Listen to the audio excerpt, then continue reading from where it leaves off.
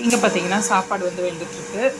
So இது வெந்ததுன்னே குழம்பு வந்து தாளிச்சு இங்கே வந்து வெஜிடபிள்ஸ்லாம் வந்து ரெடியாக வச்சுருக்கேன். சரி கட் பண்ணலாம். கொஞ்சம் இங்கே வந்து எனக்கு பிளாக் டீ வந்து போட்டிருக்கேன். ஸோ இதை குடிச்சிட்டு இதை கட் பண்ணி தாளிச்சு விட்டுட்டு பீட்ரூட் பொரியல் வந்து ரெடி பண்ணணும். எனக்கு வந்து பார்த்திங்கன்னா காலையிலேயே ரொம்ப ஸ்பீடாக வந்து வேலைலாம் போயிட்டுருக்கு. இது பாருங்கள், டிஃபன் பாக்ஸ்லாம் ரெடி பண்ணி வச்சாச்சு. இந்த சைடில் வந்து குக்கரில் வந்து பயிர் வந்து வேக வச்சுருக்கேன். அவர் வந்து சாமை வச்சு விளையாடிட்டுருக்கான்.